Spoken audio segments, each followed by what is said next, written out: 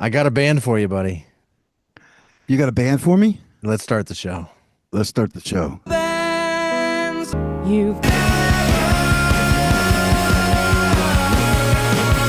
heard of. Hello and welcome to Bands You've Never Heard of. I am JR. And I am Gary. And we are here to, I was going to say pump you up. Every time I start the show that way, I want to say we are here to pump you up. You up. Let's do that. Okay. All right. Hey, welcome back to Bands You've Never Heard of. I don't know why I'm saying it differently now. Because we have a bit. Yeah. Let's see if we can work this bit out on the air. Hello and welcome to Bands You've Never Heard of. I'm JR. And I'm Gary. And we are here to pump you up. You up. About a band that you've never heard of. And I've got a good one for you. And I was thinking about how every time I start the show, I tell you how excited I am about this week's band. And is it getting old for people? Do I lose credibility when I explain my genuine excitement for each week's band? Or can people figure out, can people discern that I really do get this excited? And by showtime, I have been listening to this band practically nonstop. I'm pumped up. I'm trying to figure out which songs to play. And I really do feel this way. And the only bad part about it is after we record this show, you and me together, we will be interviewing the band here in a little bit. After that, I'll hear it again when I do the edit for the show, but then I will move on to the next band you've never heard of, and I will be equally excited about them. How do you think that plays with our audience? Well, it's got to play. It has to play with the audience because that's kind of the premise of the show. Now, we are going to be throwing a monkey wrench into it later on the season, but that's the premise of the show. You have to get pumped up because you've got to sell me on the band. You've got to pick something out that, and you know, we've been together for way too long. You know my musical taste. You know that they're arcing in a different direction than they were before. So you've got a lot of homework to do. Mm-hmm. And if you're not 100% sold on this band, 150% in the pocket for it, then there's no way that you're going to be able to go, hey, listen to these guys. Because I'm going to come into it weak and go, okay. Yeah. It's like, and you've never oversold a band. So that is, I mean, that goes to you big time. Because I think the bigger issue here is if you would come in every week with a band and you oversold it to me to the point of ludicrosity. Ooh, that's a good word. I've never heard it said that way before, but I like it. And then people would be going, I don't know, this is just bullshit, you know. But no, you are hyped because not because you gotta be, because you want to be, because you want to see the look on my face, and whether I'm bobbing my head or whether I'm taking notes or what, you know, you want to get that reaction out of me. And that in and of itself is enough to make someone excited. It's like Christmas Day for you every 2 weeks. Yes. You want to see and that you're opening your Red is, Ryder BB gun for me. Right. I am as excited as hell to see the look on your face. Exactly. And it's your present, you know, it's your gift to me, your gift to the audience here. And you are dying to see what my reaction is. And, you know, there's a little bit of a trepidation there. There's a little bit of anxiety going, oh, you know, because we've missed the mark on a couple of song picks and stuff at the outset or whatever. Yeah, like, oh yeah, sorry. But you're wanting that score. You're wanting that, oh yes, this is one I'm going to be tagging on to. So well, I don't think it's possible for me to oversell this week's band. That's how confident I am you are going to love this. And by you, I do mean you, Gary, but I also mean you, the dear listener at home, who comes back to this show and listens and is looking for new music that you've not ever heard before. That's what you're about to experience. And sharing screen, sharing sound. That's what we want. And there's the band. Gary, you want to say the name of the band? Joan Smith and the Jane Does. I like it already. Yeah, what do you like about the name? Well, it's a little dangerous. The Jane Does are obviously that's a almost a legal term for people you don't really know.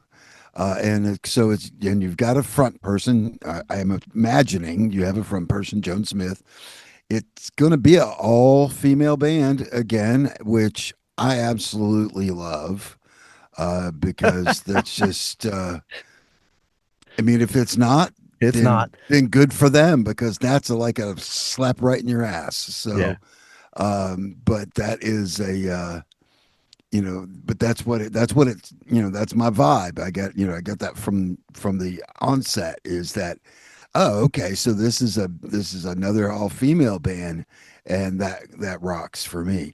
But if it's not, it also rocks just simply because they're fucking with us, and I like that in a band name. This band has a sense of humor. I have evidence of that from several of their YouTube videos, and I share their sense of humor. They have Joan Smith has a blog, a Substack, and in it she talks about her love of the movie A Fish Called Wanda, which is one of my favorite movies of all time. It is one also of the best movies ever made. Yes. In one of her YouTube videos where they're in a studio, she goes over to the vocal booth and she takes the sliding glass door and opens and closes it and yells just like Ace Ventura. Ace Ventura. Yep.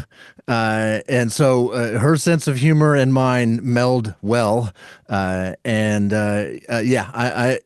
love with this band. I want to go party with them. I want to go see them live because they do a lot live. And I should probably just play you a song first. That's probably what should happen next. I want some bio first. You want some bio first? I'm liking that. I'm liking getting the bio and getting because I want to conjure up in my brain. Joan Smith and the Jane Does are leaving an indelible mark on Canada's rock scene. Smith, she of towering pipes and a remarkable dirty guitar tone. That's a quote from TorontoMusicReviews.com. And guitarist / producer Tom Uhas formed the Jane Does, a female-fronted dance rock machine with cutting vocals that amp up to the edge of sanity, pulsing rock beats and relentless guitars which remind noted radio personality and music historian Jeff Woods of Queens of the Stone Age and Stevie Nicks. Interesting. Their single, Pull, made waves as it featured in the premiere episode of ABC's Rebel, a series based on the life of Erin Brockovich starring Katie Seagal. Remember her from Sons of Anarchy and Married with Children? Oh, absolutely. Yeah. This achievement led to a collaboration with High Priestess's sync and licensing team. Do Me Some Harm has received national radio play and international playlisting. Joan Smith and the Jane Does continues to carve their own path in the global rock scene as they release their new cover track of the Pointer Sisters' Neutron Dance in late 2024 and head on an extensive tour of Canada and the United States. With international distribution via Dutch label DHU Records, their single Pull is featured in the premiere episode of ABC's Rebel, etc., etc. So there you go. That's their bio as it appears on Spotify. They've got basically the same bio posted on their website, which is thejonesmith.com. You can see their website here. And I do So want I have one question. Okay, go. How the fuck do they still qualify for our show? Thank you. That it needs to be, you know how we always joke about, hey, were you offended by the fact that a podcast called Band You Never Heard Of reached out? Well, I really do have that question because take a look at how many plays these songs have on Spotify. It's nothing more than 5,000. Holy shit. Yeah.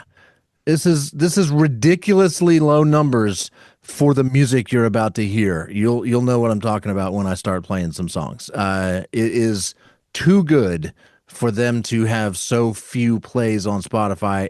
I don't understand it. Maybe they can clarify for us because I don't get it. Wow. I can't wait. All right.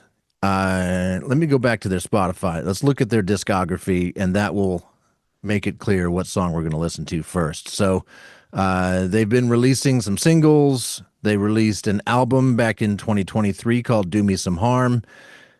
Whole bunch of good songs on that. Let's Break Up Again is a big one for them. They did a cover of Where Did You Sleep Last Night, a traditional song. You may have heard Kurt Cobain singing that on the MTV Unplugged for Nirvana back in the day. So I think of it as a Nirvana cover, but it's not. It's a traditional song that's in the public domain.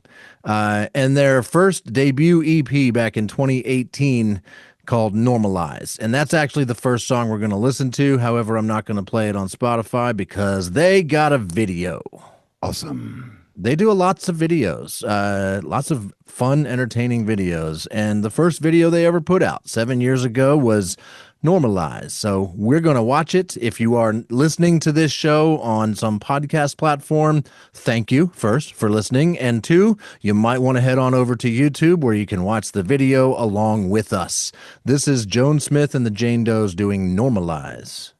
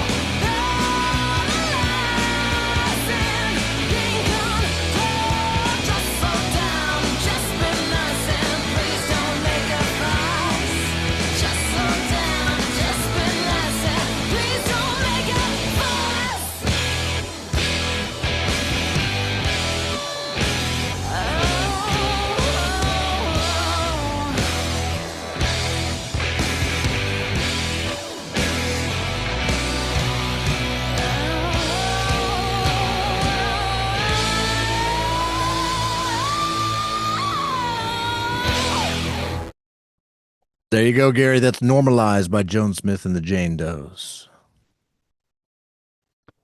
Wow. Where do I start? Okay, let's start at the end. The retard at the end is awesome. I mean, not many people do that, and even on record, I mean, we've done this, right? Yeah. It is a bitch, and that was a long one, and they slowed down a lot, and that's mastery right there. That is knowing where you are. This is completely off topic.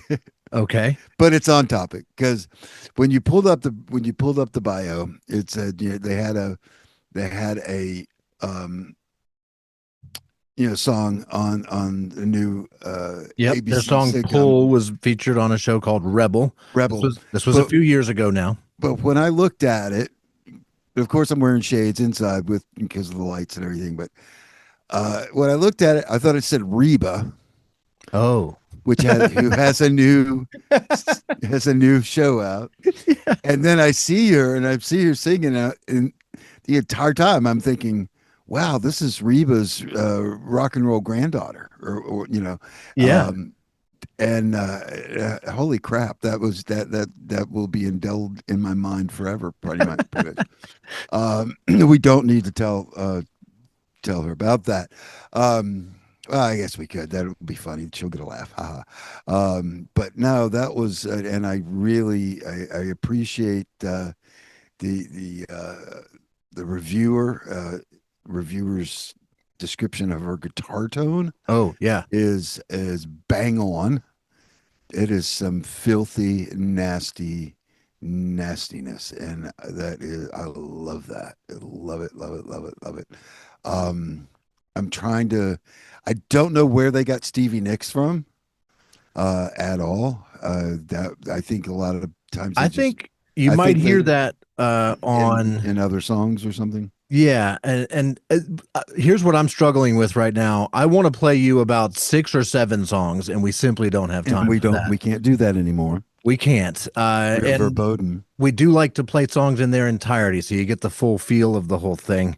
But their cover of "Where Did You Sleep Last Night," you hear some Stevie Nicks. Maybe we'll just play for the opening salvo, so you can hear some of her vocals. Because I think you'll hear some Stevie Nicks in that. You ready? Okay. Uh, and you know what? There's a video for this too. I want video. They I actually want have video. 2 videos for this song. They have like a video with a narrative where they're in a field at night. You don't learn as much about the band from that video. It's fine. It's a good video, but it's nowhere near as good as this live in a garage performance that was clearly a product of the pandemic. So let's listen to the first little bit of their version of "Where Did You Sleep Last Night," and then I might fast forward it to the part where they really kick it into overdrive. So here's a little bit of that for you.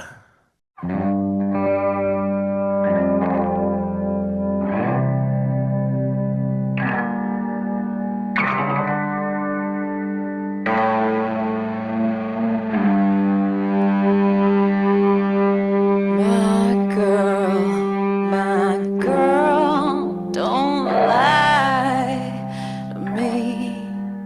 Tell me, where did you sleep last night? In the pines where the sun don't ever shine. I will shiver the whole night through. Are you hearing some Stevie Nicks in there? Not really yet, but I definitely hear it. I hear where people could hear it, but I don't know. I have a special thing for Stevie Nicks, and I'm glad she does it. I mean, I personally I think that's a good thing because as much as I love Stevie Nicks, people that sound like her generally miss the mark so much that it loses something for me in the I can mix. tell you from a week and a half of listening to almost nothing but Joan Smith and the Jane Does, I don't hear Stevie Nicks on all the songs. Like that's not a thing. She has her own identity, her own voice, Yeah. her own. I mean, she's got some of the gravel there, and she's Yeah. especially when she goes, is going deep for a note. Uh, but am honestly, that's a really good thing for her that I don't hear Stevie Nicks as in my heart and in my heart and mind, because as much as I love Stevie Nicks, I hate people that sound like Stevie Nicks. So Oh, interesting. don't Uh, hate, but I I'm I not a hater, but I do want to play a little bit of what this song "Where Did You Sleep Last Night" sounds like when they kick it into overdrive. I think I've got it in the right spot. If not, I'll rewind it and do it again.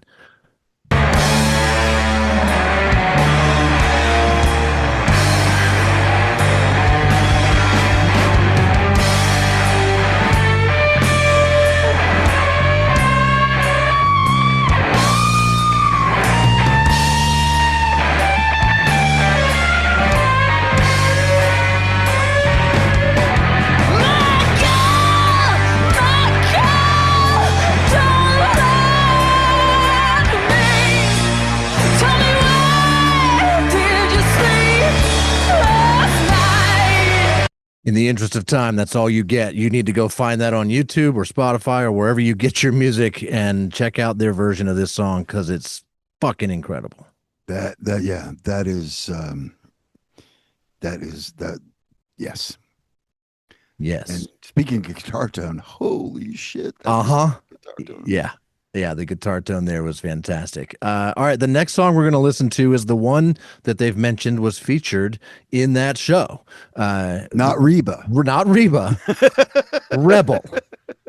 I have now purchased the show. As a result of all of this, I have purchased season 1, the only season that exists from 3 or 4 years ago of this show, because I love Katie Seagal and the show looks really good. And so I have watched parts of the pilot episode, and I've watched up to the point where this song featured in the show. So the first thing I want to do is show you that. Oh, awesome! I was hoping that was coming. So that's challenging to grab that. Like if I go to Amazon Prime and try to play it during this Zoom meeting, I don't even know if that's going to work. None of my screen recorders worked with it. As soon as the screen recorder started, Amazon shut down. Yeah, Amazon knows what you're doing. My screen recorder is my phone, focused on my computer screen. And I'm going to play you a minute and a half of this show where the song is featured. Here we go.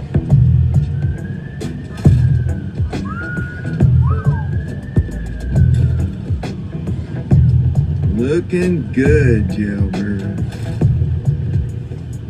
Thanks for coming, babe. What do you smell like? Stress, sweat, maybe beer. Tell me you love me. I love you, Wildcat. Can we get out of here now? Yeah, no. Can you and Ziggy get a ride home with Lana? I need to borrow your car.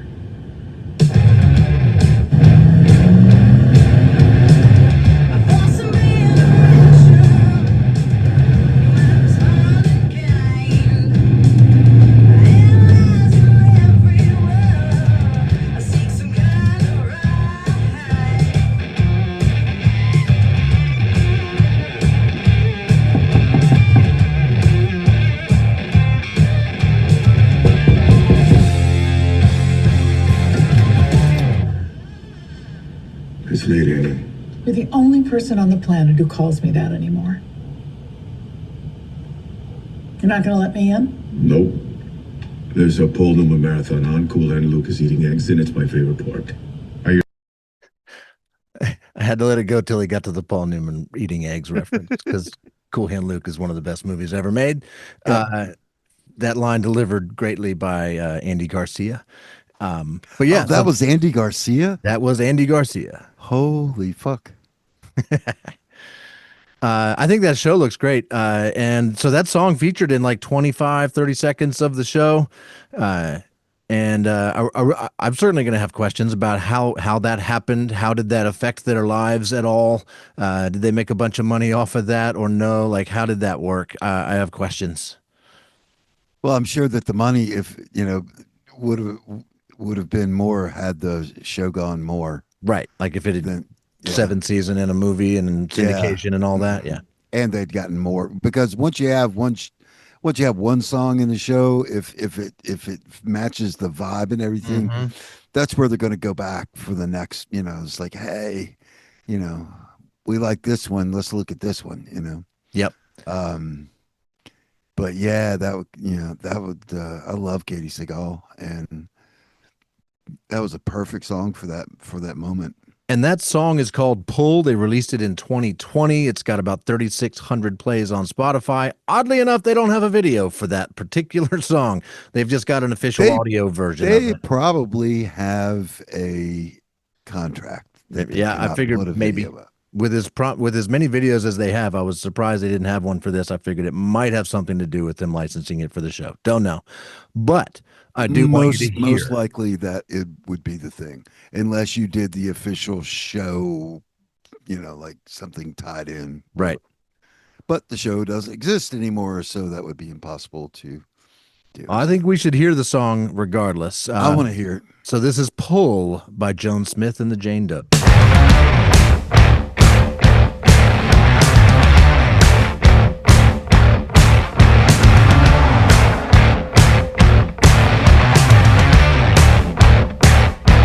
I force some interaction. You might respond in kind. I analyze your every word. I seek some kind of rise. But if you're pulling backwards, how much should I push? I got no choice but to blow it up now. Seek some kind of rush. Got no fall, I got no fall, I got no fall with yours. In my head, it's on your face. Don't know what to do.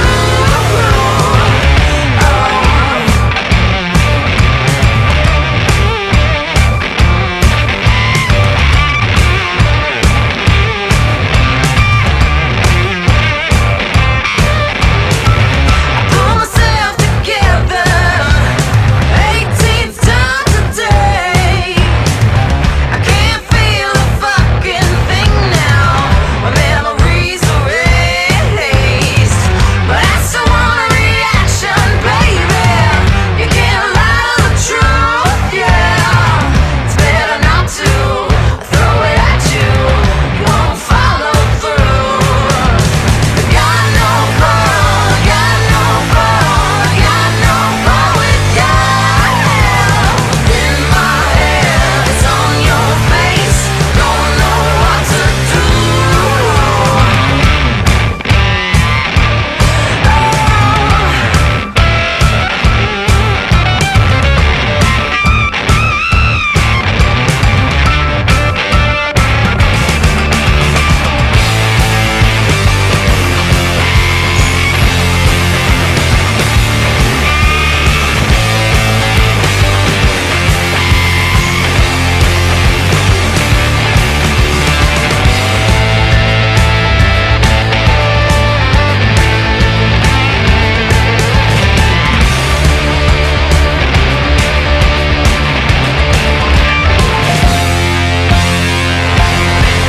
Playing God with forgiveness. You won't apologize. Feeling holes is contagious, baby. Never keep what's mine. Got no ball, got no ball, got no ball with yours.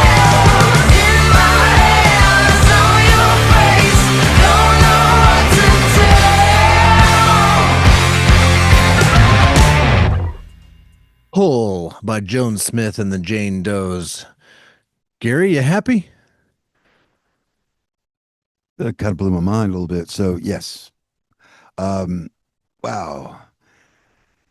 I keep going back to the guitar tone. Of course, that's a personal thing for me. I would imagine, God yeah. damn, it sounds. I mean, each one gets progressively better. It started Mhm. out over the top and just keeps getting better. But that one, I mean, it literally sounds like he's plugged in, he or she, whoever is doing the guitar part on that. It sounds like they're literally in an amplifier that's getting ready to blow up at any Yeah. moment, and they got, it's like it literally could go now, like halfway through. It's so fragile sounding, yet intense. And once again, and from a production standpoint, did you hear the little after bridge harmonics that was playing during, I think, the B part of the pre-chorus? In the background, it's coming, kind of a little bit of stage left. Um, Hmm. and it's something that Kevin did on ours. He just puts these little things in, and it's like someone brushing their strings across between the bridge and the stop tailpiece on a Gibson. And God, I mean, the little things like that really, really make it for me, because 99% of the people won't hear it. But that 1%, and that doesn't, you don't have to be a producer or a guitar player or anything to notice it. You just have to be like in the moment for that moment, and you will hear this little thing.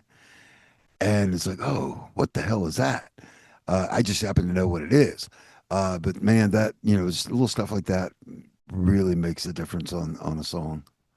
But I do know the sound you're talking about, and there's a yeah, ton of that stuff in their stuff, man. And yes, the guitar is a standout reason to listen to this band. That and her vocals. I mean, it's yes, Tom and it's Joan. They're the heart of this band. Based on the videos and stuff I've seen, they've exchanged drummers and bass players and stuff. So I don't know what the status of who's in the band now, other than Joan Smith and Tom Uhas. right. Uh, And probably when they come on, that's who will be there, because I mean, it's a duo with a band, yeah. basically. It's Yeah. Hall and Oates, except better. So, the last song we're going to feature here, and it's such a tough choice because there's so many I want to play, but we can't. But we can't ignore the fans. Their most played song is called "Let's Break Up Again" with 4,400 plays. They do have a video for it, and it goes a little something like this. Awesome. I always hated that cigarette hanging out of your mouth. I couldn't deal with it, like everything I complained about.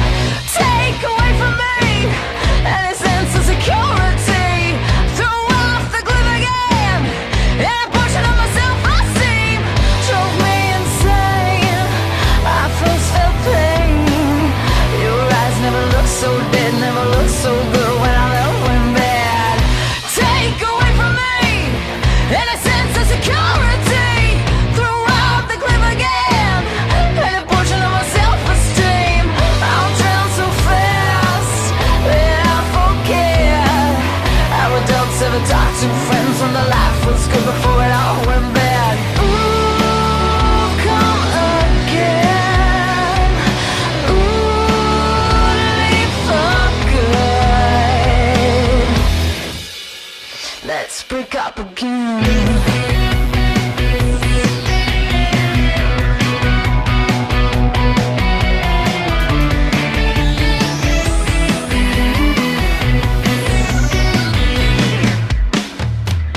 I barely recognize this body in front of me.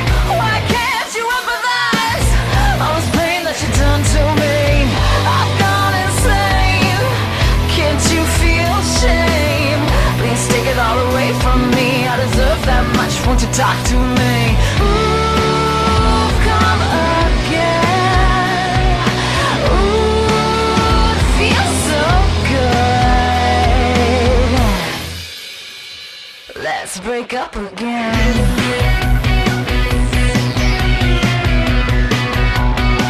You really to us good. We'll surely die from peace.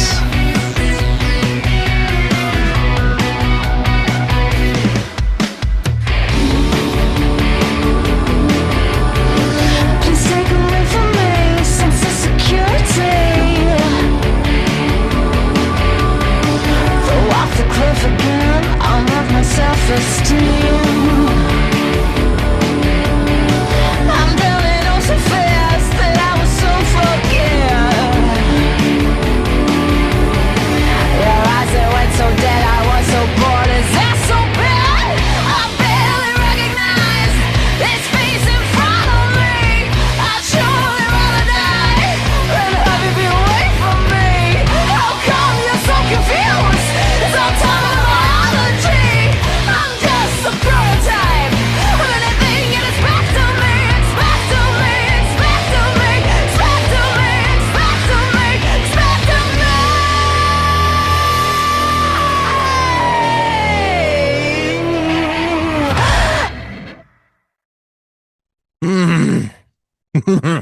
Let's Break Up Again by Joan Smith and the Jane Does. Gary, how you feeling on that one, buddy? That one might be my favorite too. It's hard. It's hard. It's hard to say. I mean, no, they're all so good. The doll thing it had its proper effect. It was creeping me the fuck out. It was. Yeah. I mean, I don't know why. I have two daughters, lots of dolls, and lots of stuff happening to dolls over my lifetime. Shouldn't bother me at all, but for some reason it was like creeping me out. But I did have one question. Hit me. Would they possibly be interested in trading bass players? Brian for their bass player. I think it would be an optimal swap. I think it would be pretty good. Yeah, as far as I can tell, that's their current bass player. She's in the more recent YouTube videos, and previously they had But Brian has a nice mustache. a normal. Previously they just had like a normal looking dude, but I would much rather watch her play bass Yes. for sure. And I like what she did on the bass too. That was as much as anything was like the simplicity but it was God, she was so in the pocket. Yeah. So Oh man, their stuff is so good. We need to talk a little bit about how versatile they are, because I've been to their website. If you go to their website, if you go to their blog, it's her blog, Joan Smith's blog. She talks a bunch about stuff, and it's here that I learned that they do a Led Zeppelin thing. So they probably do like a Led Zeppelin Experience cover band type of stuff. Mm-hmm. They also play out as a Queens of the Stone Age cover band.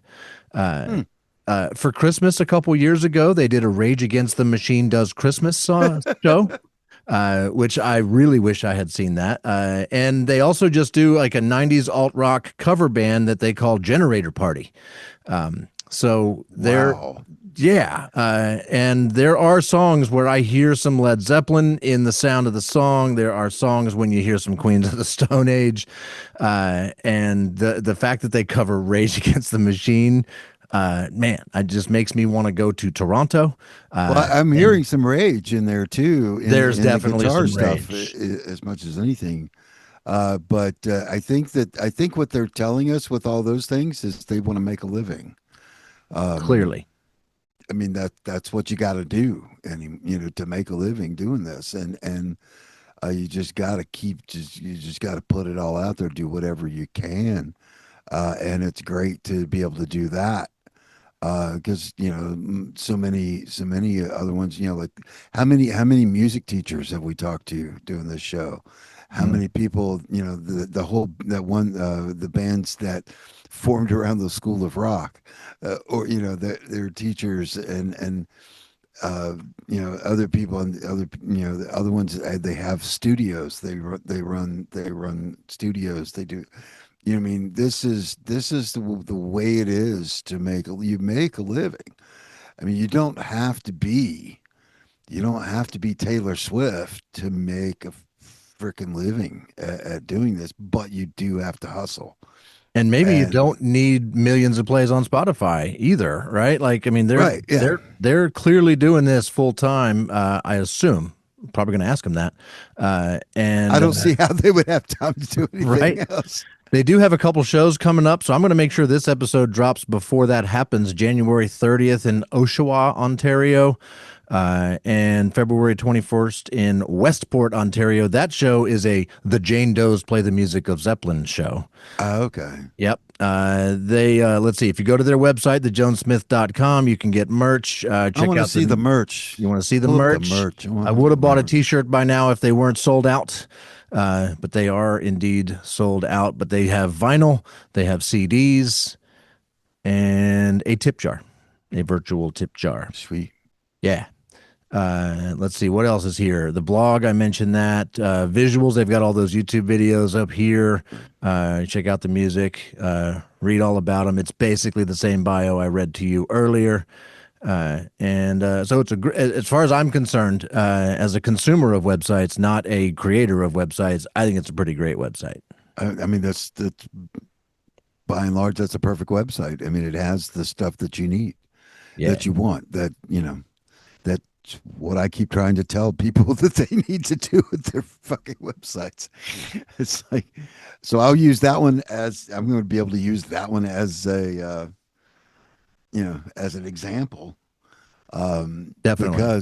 Because I mean, it's like, I can preach all day long that you need to do this, and this on your website. And, and they see ours, they see the other ones that I do and everything. And it's like, well, but I don't, I'm like, no, you just need to do it. Just suck it up and do it, and these guys are obviously doing it right, So if you couldn't tell, I'm really interested in hearing if they're at a spot, because so many of the people we've talked to, they're at a good spot. They don't want to be you two. They don't want to be, they have toured recently, including Europe and the U.S., and I'm very curious about their experiences doing that as Canadians. Yeah. I mean, everybody loves Canada. I mean, it's fucking I was more worried except about for one person. I was more worried about them than what they thought of America. No, I can't wait to hear that shit. That's what I want to know. Yes. I can't wait. Well, it's pretty This is clear gonna be what Gary awesome. and I think of Joan Smith and the Jane Does. Gary loves them maybe even more than I thought he would, which is fantastic. Once again, I was unable to oversell the band. No. You didn't. You really came up short on this. No, I'm sorry. No. This was. I love these guys.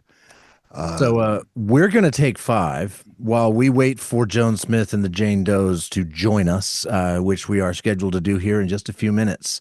And in between What are we going to listen to while we're waiting? That's exactly what I'm about to tell you. I've got one more song that I'm going to play for you, and it's not this song, but it's related to this song. They did a song called "Horny for Pandemic," and it's a cool song, but it's not the one I'm going to play for you. I noticed that the writing credits on that song feature Joan Smith and the Jane Does and Friendly Rich, and I was like, "What the hell is a Friendly Rich?"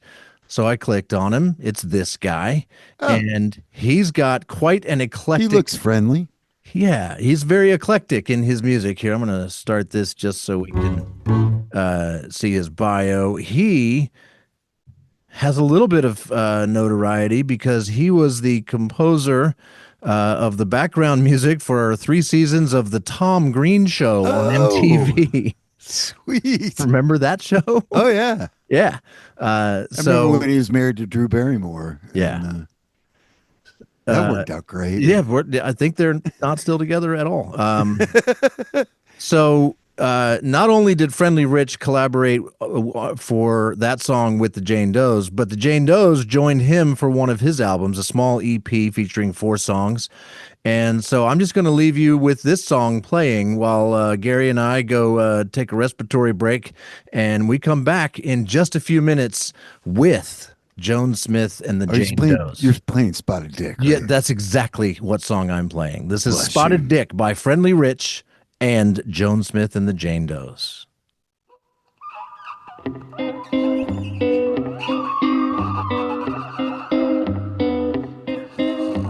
I will poison the king tonight. Slip some ringworm in his sausages. Poison the king tonight. Slip some rising on his spotted dick. Royal vomit shall flood these halls. Slip and slide until our freedom falls. Royal vomit shall flood these halls. Slip and slide until our freedom falls.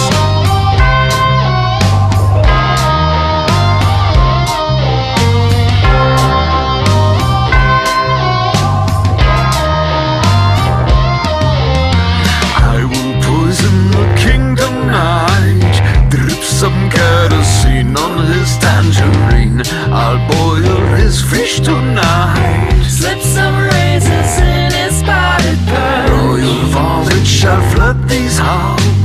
Slipping and slide until our freedom falls. Royal vomit shall flood these halls. Slip and slide until our freedom falls. We shall sing and dance all night. We shall sing and dance all night. We shall sing and dance all night. We shall sing and dance all night.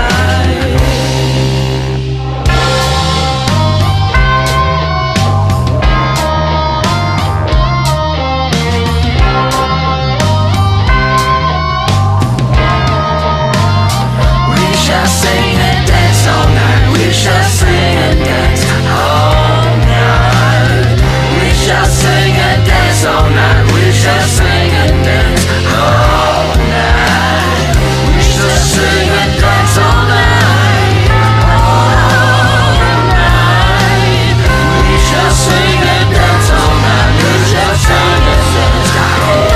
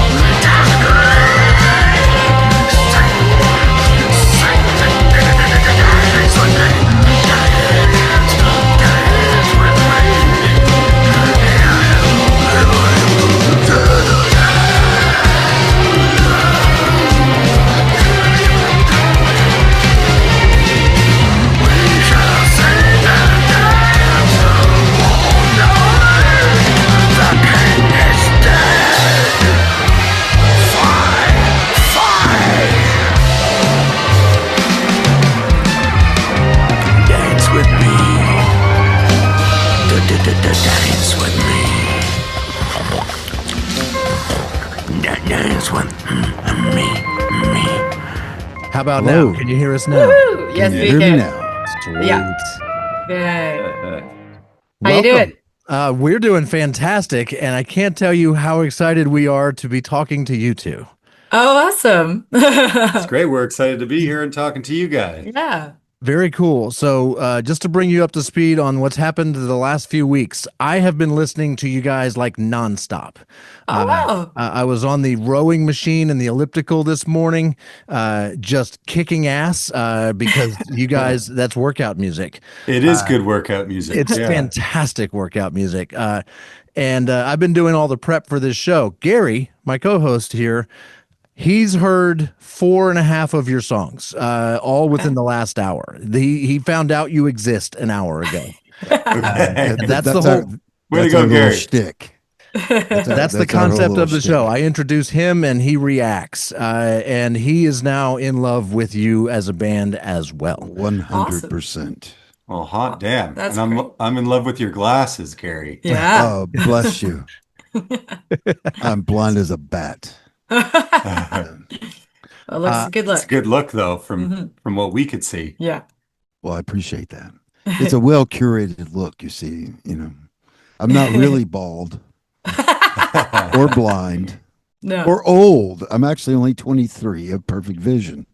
but you know, Wonderful. you got to work at this really Yeah. hard. Yeah. Awesome. We've just Solid. exited the world of believability here, Carrie. Um, I want to start off with a question. We've asked many of the bands we've had on this show. Were you taken aback or surprised or offended by a podcast called Bands You've Never Heard of reaching out for you guys to be on their show? Oh, absolutely not. I mean, we're Canadian. We're as humble as shit. So We're Canadian. put That was us the in our most place. Canadian answer you could have given us, really. We'd have to be pretty delusional to think that we're like not not heard of. Yeah, it's like we're not fully well known. We're not opening for Foo Fighters or anything. So no Not offense yet. taken. Not yet. Well, that Yeah. would be Not nice. yet. I firmly believe it's only a matter of time. And I do wonder where you see yourselves as far as that trajectory goes, because your stuff is too good not to be a big deal. Ah, Ah. damn, you guys are so sweet. This is nice. No, we Glad tell it said like yes it to doing is. this. We have Well, you biting know, commentary.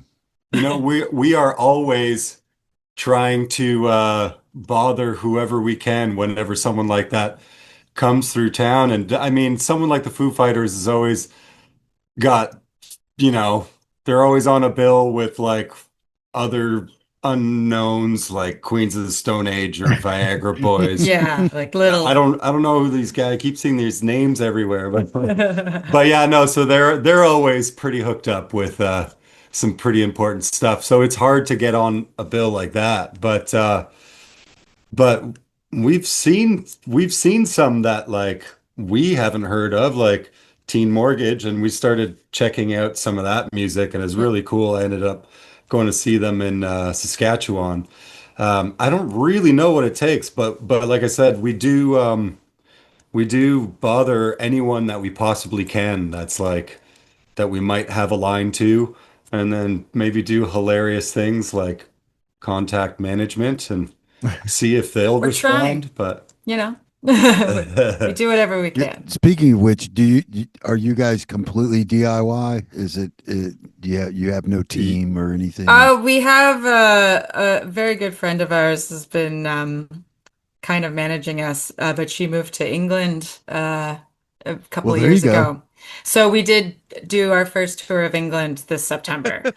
So yeah, so she's the biggest part of our team at this point. We're more of like a team of musicians, of DIY musicians who Mm. all are helping each other out as much as we can. but yeah, it would be nice to get some attention from some booking agents or whatever else helps, and labels in the music industry. And we've knocked on some of those doors here in Canada and somewhat more so worldwide.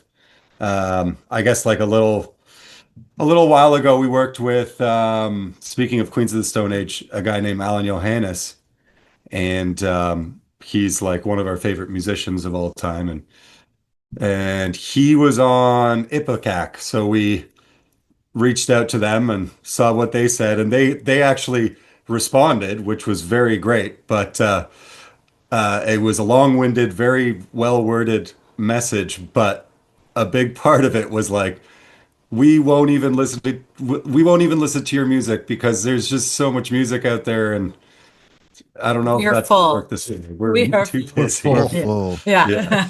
So it is it's pretty tricky out there. Yeah. A little bit. Yeah. I Yeah. mean, it's my heyday was in the 80s and 90s, and without the information superhighway, it was much easier. Oh yeah. Sadly. Hmm. But I mean, you guys, and also you guys have a sync. You've got the holy grail of independent musicians now. You are part of a TV show, Yes. which used to be looked down upon like the plague, but now is like, okay, well, that's the holy grail, is to get part of something else. That is, how did that all come about? I mean, how did that get wrangled or just fall into place? Well, a long time ago, I had a band called Littlefoot Longfoot, and I think it was through like the cousin of the drummer, his friend, worked for a sync company, and we submitted our music, and it worked out great, and we actually ended up with a song on Orange is the New Black, Oh, and it even I What? haven't ended. seen that one yet. Yeah, there was it was on the end credits of episode 6 of season 1. So when I got the ask, and they were like, "There's this new thing called Netflix. They have a show called Orange is the New Black. Yeah. Do you want your song on it?" It's like, "Yeah, I don't know what this Netflix thing is, but it sounds good. Whatever. What does it pay?" Said yes, and then it turned out to be, one of the Holy biggest shit. new Yeah. pop culture things in existence. So from there, that company kept following me into this new project. And so that same company got us onto that ABC show, Rebel. Rebel. Hmm.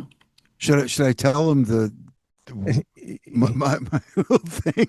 When I told Gary that you had a song on a show, I told him the name of the show was Rebel, and I was actually reading your bio, and that's where it came up. And Gary's poor old man eyesight didn't see the word rebel; he saw the word.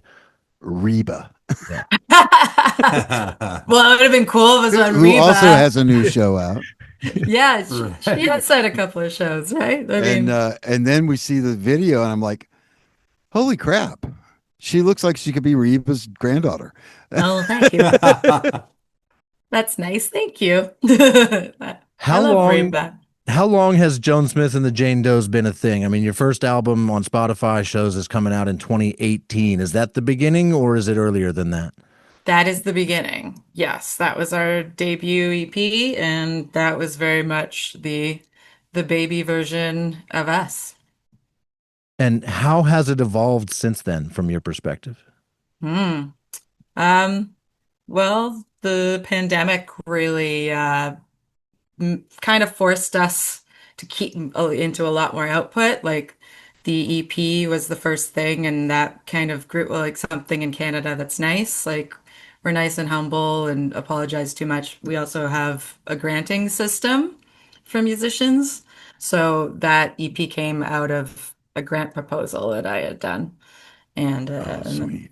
so Wait, Tom your and I government pays for good art? sometimes they pay for bad art too, but Art? Yeah. we won't name names. But yeah, no, they do have a system in there Yeah. that's available to people to kind of apply to. And it's a hard thing to depend on because like money comes in,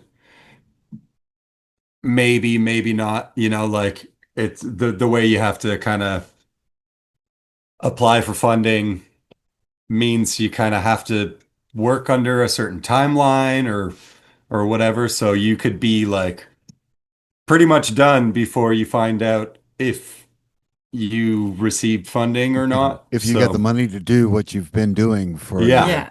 Yeah. which, and if you don't, then it's kind of just like, oh shit, what Yeah. do we do now? Yeah. But sometimes it's a cool thing to like kind of kick your ass into at least sort of making an outline of the project. So like when you're doing like, because the applications are a pain in the ass and they're really long. And honestly, if you just went to work at a bar for that same amount of hours, you'd probably make the same amount of money.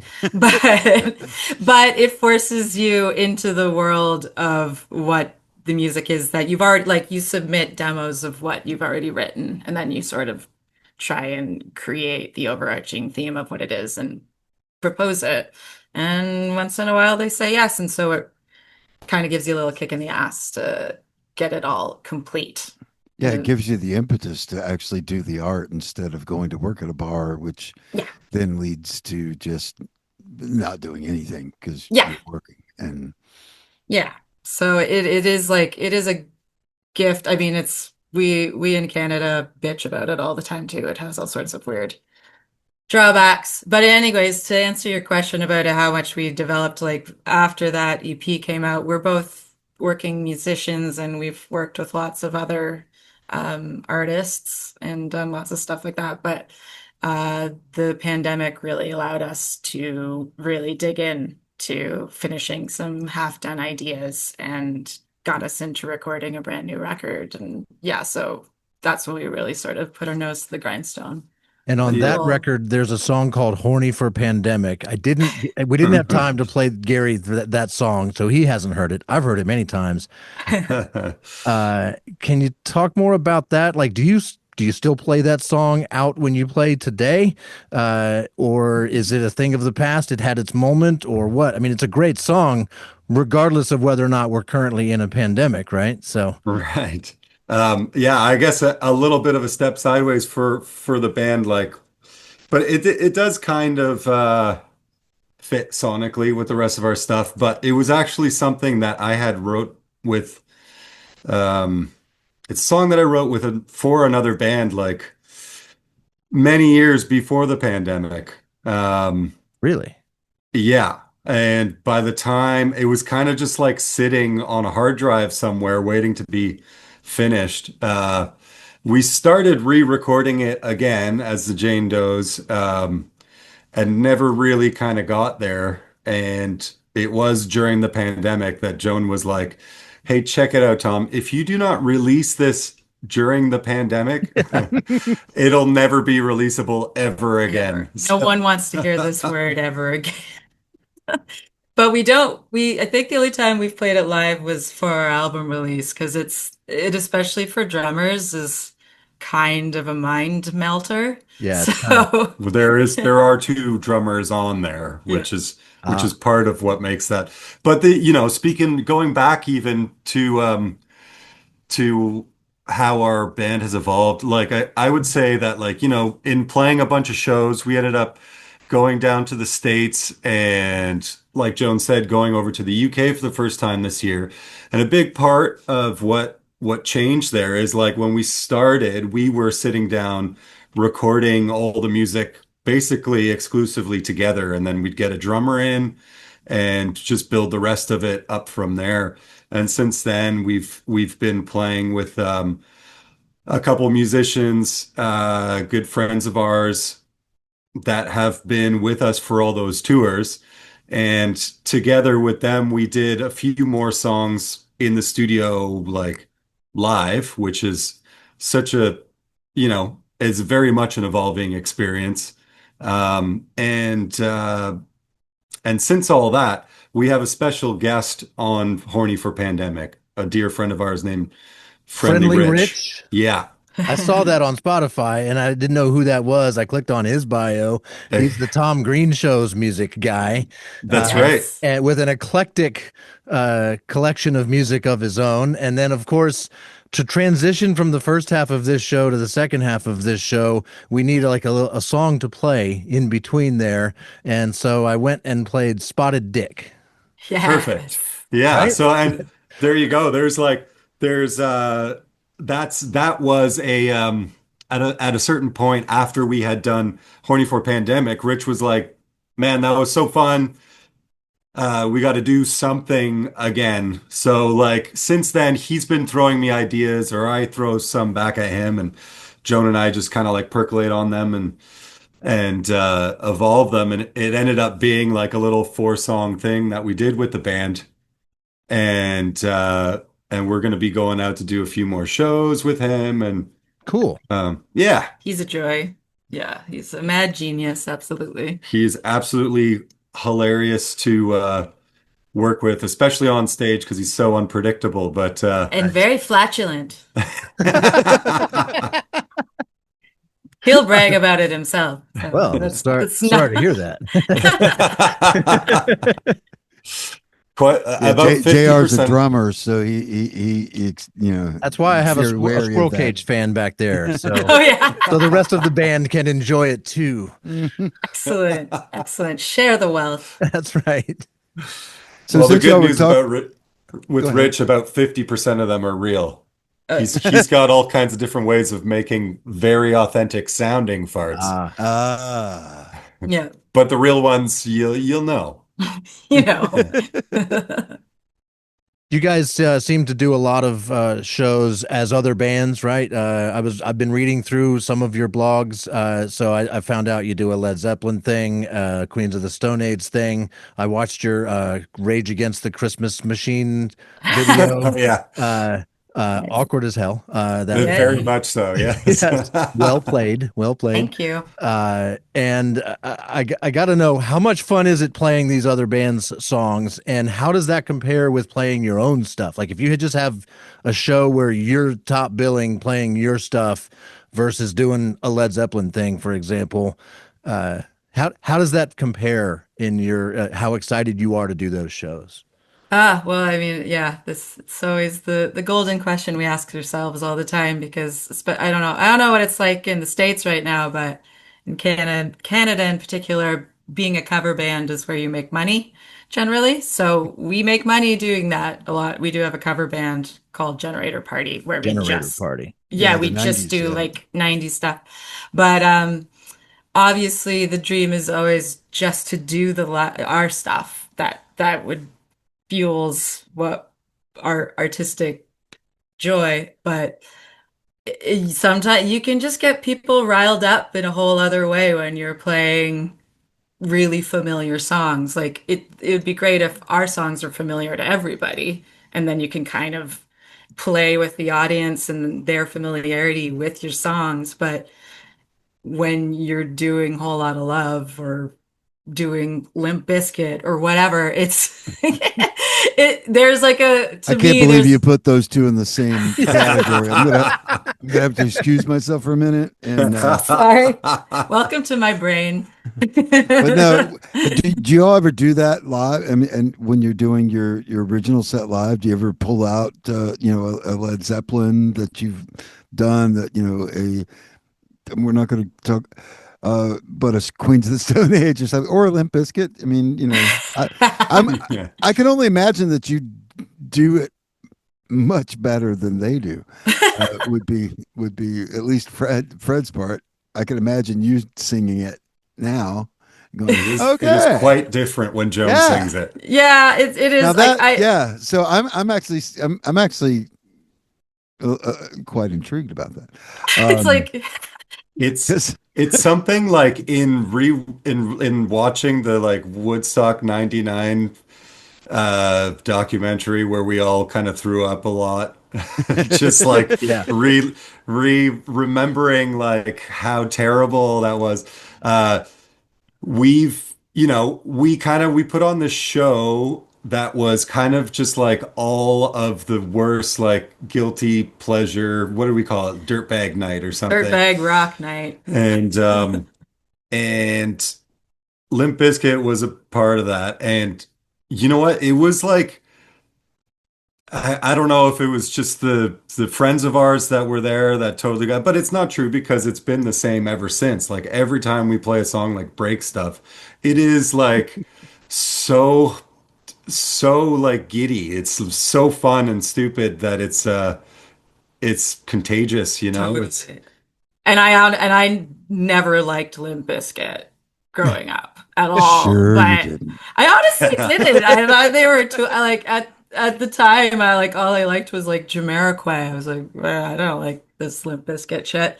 But yeah, doing that stuff is actually it feels great. It's like a whole type of therapy for me. And it's the same as doing Rage Against the Machine. It's like tapping into that kind of angry rage in that way and channeling dude rage is something I didn't discover till like 5 years ago. And I wish I had tapped into this back when I was like 12 years old because I think I would be a much more mentally healthy person.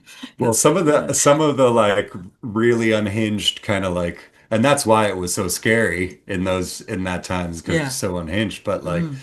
it's so comical now. It's easy to make fun of. So it's It's kind of a different vibe than if you were doing it back then, right? You would almost have Yeah. had to take it way more seriously. Now you can just have fun with it, right? yeah, Yeah, totally. exactly. But yeah, at the time, there's a lot more like toxic masculinity to it. But now it's like me doing that as a woman as well, like saying some of those words. Yeah, I don't know, to Flip the me, script. yeah, it yeah. it it is more appropriate, I think, in a lot of ways. And I think it kind of allows people to like it more too, because they're like, well, if she's doing it, then it's If she's doing okay. it, it's okay. Yeah. Yeah, yeah, yeah. Gives them permission. Yeah. You're like, don't feel bad. But yeah, like, like 21-year-olds, they love that shit. So Yeah, we it's play at this place in Well, that is the upper age of yeah. people who would love that shit. So Yes, totally. Yeah. Appropriate from ages 9 to 21. Cut off. Are you guys old enough to have experienced that music when it was first released, or did you just have parents that were cool enough to introduce you to 90s alternative rock? I'm not talking about the Limp Bizkit right now, Yeah, yeah. but the music that you like, those formative years type of music. It doesn't seem like you're old enough for that to be part of that. I don't Oh, think they're well, old enough for Led Zeppelin. no, well, I knew definitely that. not old enough for Led Zeppelin, but You're not old enough for Led Zeppelin. my mom certainly got me into Led Zeppelin when I was little. But I don't know, we always come off as younger than what people think we are. So that's nice. But I mean, I was like a child in the 90s, but I was absorbing it. So and loved it. And Yeah, I had an older brother, and I think when I was like I don't know, I was pretty young. I must have been like 12 or 13. I started stealing all his tapes and and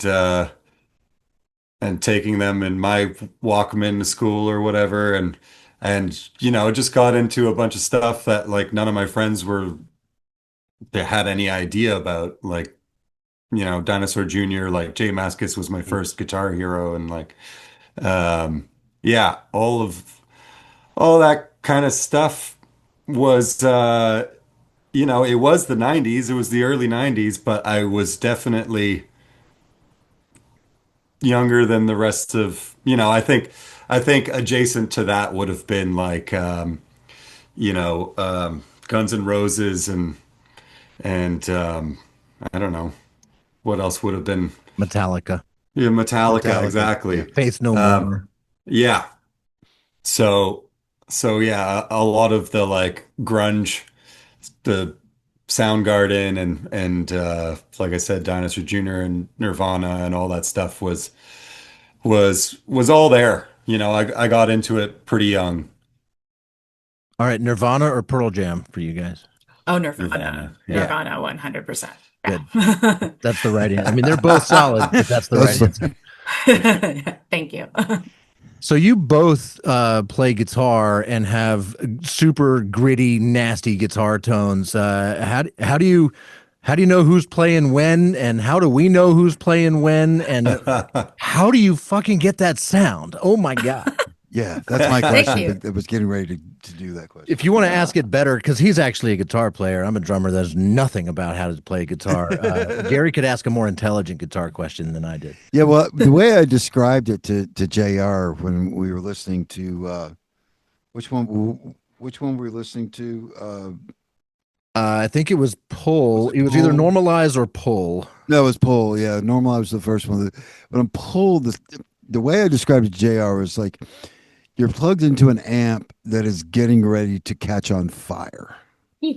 And you are pushing it to the edge and hoping you can make it through the song before it blows up. How do you get that tone without catching the amp on fire and having it blow up? Because God, I love that tone. Oh, thanks. It's like, I don't know who's playing it. I don't care.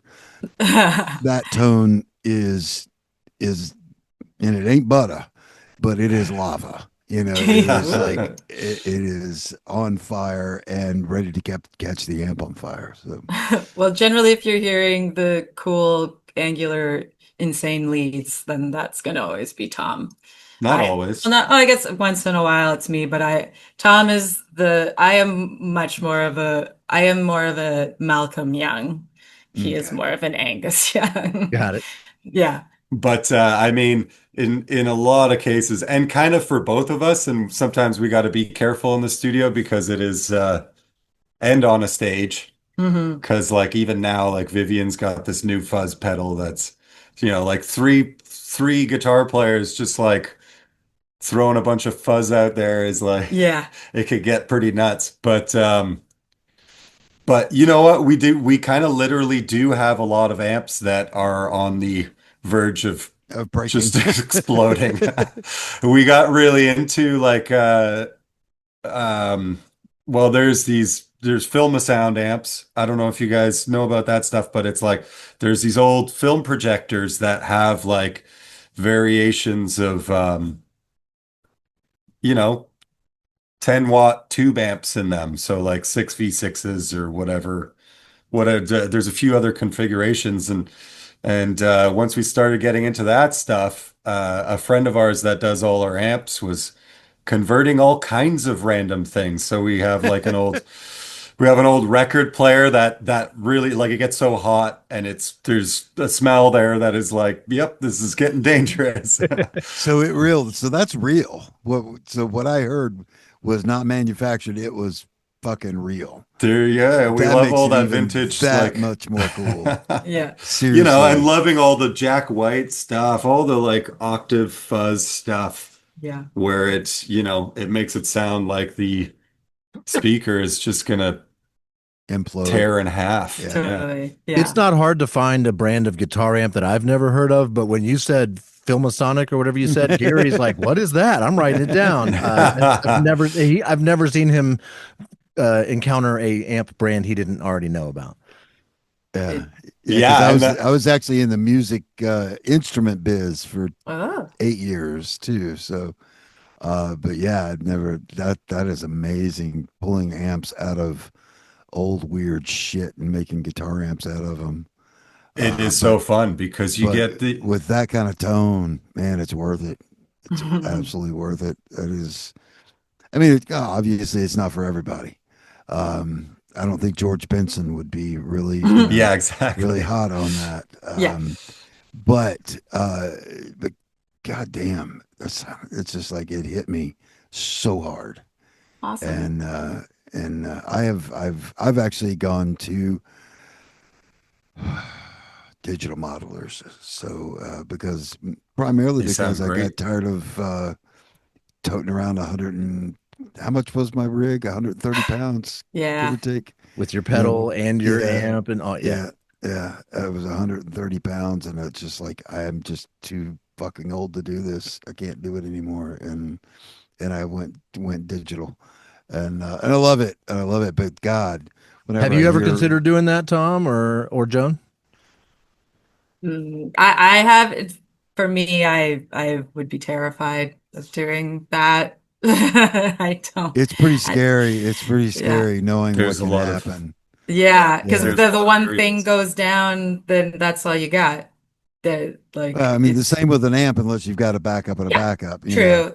There's that, But but at yeah, least you can get somebody, oh, hey, can I borrow your amp? exactly. Whereas opposed to, well, I mean, I can still do the same, but it's like you got all this stuff built into it.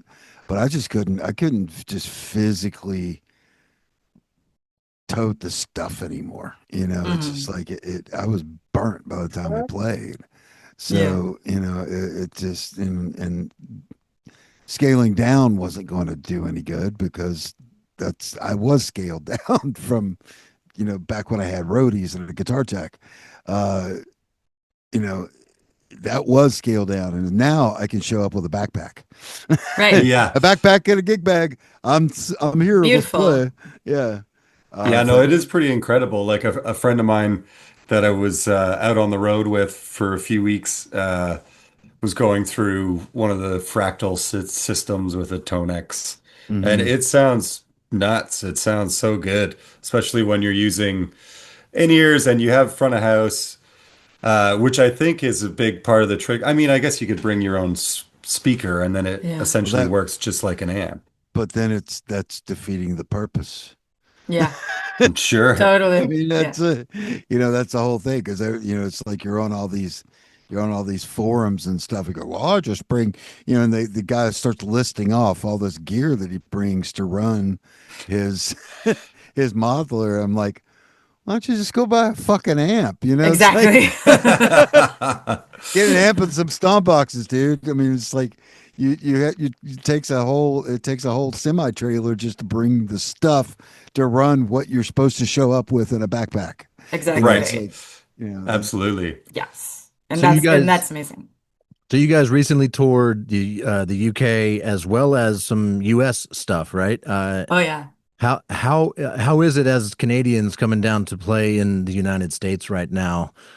How was your tour in the Mm. States? Oh, well, yeah. I mean, we started going down in the end of 2023, and it's quite a How back in convoluted calmer times? in another the before times or Yes. the in Before between times. times, I guess they Right. were. But it's pretty convoluted for Canadians to come down to play in the States. We have to get visas, and they're expensive and require a lot of lead time ahead of time to get approved. But once we got that in order, we started going down, and I mean, we loved it. Like, it met so many great people, and like, there's just I don't know, like in a lot of Canada is a lot more reserved as an audience, but what like for love it or hate it, Americans sometimes are just more open. So you kind It of can can get a little tell. boisterous. Yeah, and you can just kind of tell more quickly if someone's into it or not into it. Like versus like you kind of have to get to like 3 a.m. in a Mm. really drunk bar in Canada to get to that same level of understanding if they're liking it or not sometimes. So, so like As yeah. opposed to right before you go on, people going completely fucking nuts. Is that what you're saying? Is that Oh well, no, or just I don't know. It's just like people are more open to be like, show me what you got, and then if they like it, they're like, yes, yes, absolutely. Like we were just talking about a gig we had in Boston last year in Cambridge, and these two guys like were talking to us outside, and I don't know, they were just sort of like, what are you guys, a band? What is this? Yeah, And I'm like, Yeti good. you any yeah, good? you Yeah, you good? Like good? we're just Which we don't respond like You to got to come questions back like with, that, oh, you we're know? wicked good. We're wicked We're good. we're wicked Yeah, good. wicked that's Wicked good. good. We're wicked good. But yeah, we were like, yeah, sure. It was like you should come check us out. They're like, okay, okay. And then they came down and to the show, and after every song, they were like, "Oh my God, I like this shit. This is amazing!" And it was awesome because that doesn't really happen in Canada generally. Just doesn't happen. You get the polite golf claps more. Yeah, it's just more like, "Oh, that was Oh, pretty thank good. you very much. Thank Yeah, you. pretty Excuse good, pretty me. good." I didn't. Excuse me. Pardon me. Thank Yeah. you. Yeah, yeah. So, but unfortunately, for now, we're not renewing our visa for 2026 because it's just kind of a hard time to go. We fully understand. Yeah. But we We're really want here. to, we want to come back, and we've met some great bands, and We've been bringing them up here, yeah, we've been bringing them play up some here. shows, which has been fun. Hmm. I believe there's some empty dates at the Kennedy Kennedy Center right Center. now. You could Oh, probably yes. You Yes. could pop Yeah. in and do those anytime. Yeah, we I think it's canceled an the open gig that mic. we're not I think doing next there. week is an open mic. Oh yeah, the New Year's Eve is a trivia night The now or open something. mic. Yeah. Kid Rock is the host. Oh God. Rev Richie. Yeah. Rob Ritchie. Yeah, so it's we're sad to not have anything in the works right now to go back down to the States because we love it and we've had some really good response, but hopefully sooner rather than later things may we hope for the best for I you think guys. we got a few more years of this shit, and then I hopefully know. The that's it. ship will right itself. Yeah. Yeah, but we were actually on tour last year, the night of the election. We were driving through Pennsylvania Oh, that night. Ooh, We that's a dangerous place to be driving on election night. we decided not to play that night. Like we did get an offer to play that night, and we're like, you know what? Seems like a bad idea. Yeah. So we just holed up in an Airbnb that night somewhere in Pennsylvania. And the next morning was so eerie. Like, I don't know, we were like at least expecting people to be the supporters to be out being like, yeah, woo! But there was nothing. It was just like cricket silence. Like there was shock that even like you're It was driving. shock. Everyone was in shock. It was like it just wasn't supposed to happen. So Yeah, like there's just like going by the MAGA houses and being like, why is this no one out there being like, woo? Like it Right. was like we just saw nothing. Just so it was like this is just apocalyptic in this moment, this feeling.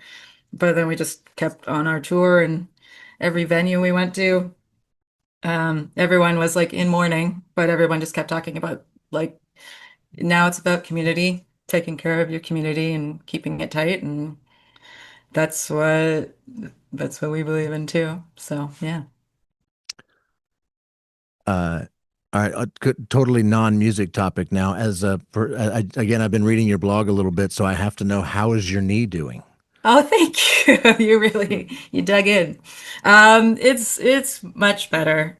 That was a very crazy time in America last year. Is That was that where what it was a torn ACL? Is that right?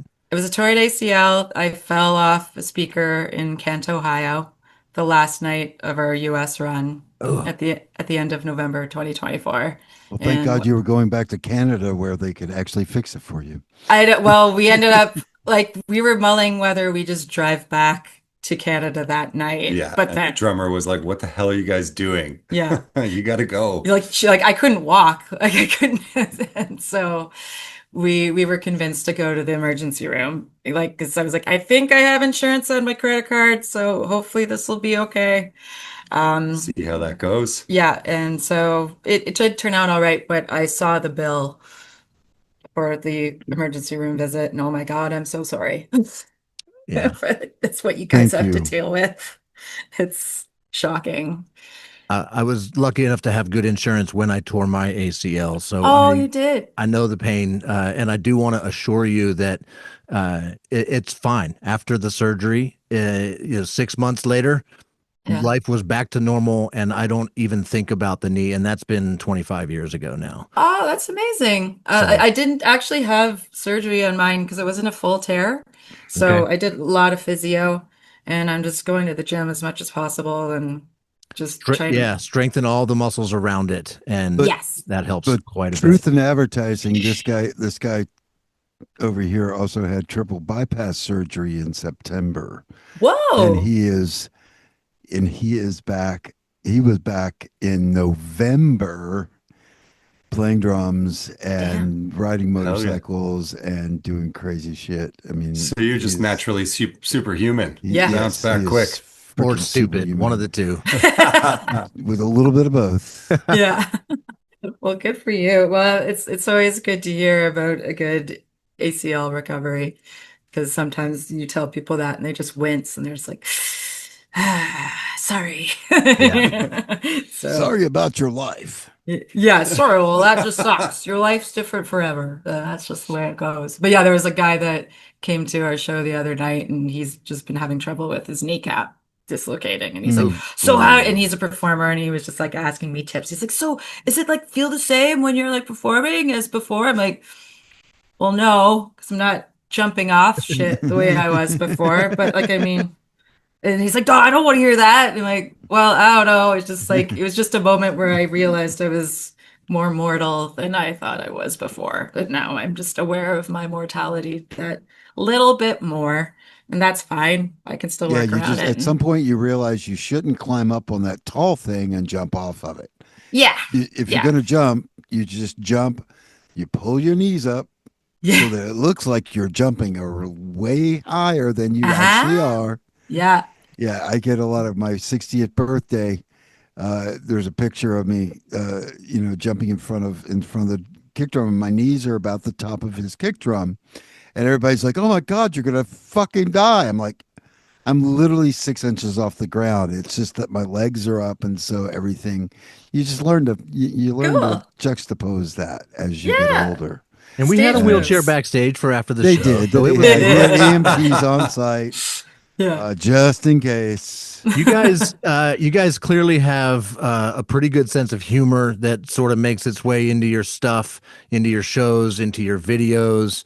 And then I realized when I was watching like a behind the scenes in the studio YouTube video and reading your blog that this can be explained by your love of a fish called Wanda, Ace Ventura references, things like that. Like, I mean, a fish called Wanda, I had to lie to my mom and tell her I was going to a different movie so I could go to see that one in the theater. And it has How been old one were of you? my favorite 7? movies ever since.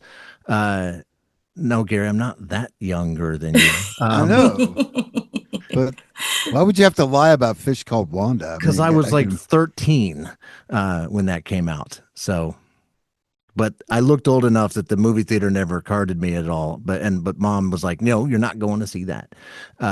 But I did, and it's been one of my favorite movies ever since. Oh, nice. That's awesome. Well, hilariously, I think my parents brought me to that movie when up at the cottage when I was like a little kid. They would screen movies at the community center. So my parents brought me to that when I was like way before So puberty. you do have the coolest parents in the world. Yes, But I remember that my mom like or my dad putting their his hand hand over your over my eyes. eyes in the sex scenes between Jamie Lee Curtis and Kevin Kline. But all I got, I was so confused because I didn't get the point that they were lying about being a brother and a sister. Yeah. And I am an only child. So honestly, I was young enough that I thought that that's what brothers and sisters do. Oh my. Oh my. I didn't. I was confused for like 4 more years before it became like I was like, oh, and it's a very dark story, but so, maybe that's why I love that movie because so I it's recommend that when you're on your next tour, you don't go through Kentucky. because maybe sometimes that's what people they watched Fish Called Wanda as well and never No, went they did forward not. from that They've impression. never No, they they've did never not. seen that movie. But I appreciate that you like our dumb sense of humor. Like we love Oh, he comedy told of me that all was different like the types. first thing he told me, and I'm like, okay, I'm in. Let's go. So Awesome. how did you come up with the name? Because the name is provocative. When he first, because we go through, we have a little bit of a list of how we do. The name, We like to rate the name, rate the bio, stuff like that. see how you are on the socials. Do you have a website? What level is your website and stuff. Sometimes we find We an explanation for why they are a band we know nobody's ever heard Yeah, of and in that stuff. when we first started doing this, so many bands they had a 3-line bio like, hey, we play music, bleh, they had no website. Their So socials creative. were basically of them getting drunk, at whatever place they were. It was just great music, but everything else really lacked. But in the names, we the big thing about the name is, can you hunt it? Because we had a band that you could. Well, I mean, it's the same band. It's just we changed the name because you could not get to it online. Mm. Period. End of sentence. It just did not. There was no way. Yeah. No amount of stuff. So how did y'all come up with the name, and why? Because when I first saw it, I'm like, oh, cool! It's an all girl band. Again, he goes, nope. It should have been. Should have been. Nope. Yeah, you want to start her? No, you Well, came up with the name, so well, it was I guess before I before we were, I guess, officially a band, it was like you had a bunch of songs that you wanted to record or re-record, and that we would kind of work on it together. And this is kind of one of the first like grant writing successes that we had. It was like a small amount of money, and then it was like, okay, this is cool. So then we wrote the thing around that idea, which was mostly like a lot of songs Joan had written, uh, you know, from the female perspective. Around the time there was a guy, Gian Gomeshi, that was in some hot water about some creepy, rapey things that he was doing, and and there was some of those kind of themes, of just like, either ageist against females in pop culture, and and just like male dominated societies and whatnot. So, you know, kind of considered her name Joan Smith, which is as plain as it gets. The most Yeah, alias name you can get aside from. And James. yeah, and so we threw it into that idea of, you know, maybe the content being based on all of this, aggressive thoughts towards women. It's like and trying to challenge that. Maybe it's more about the content is about the Jane Does.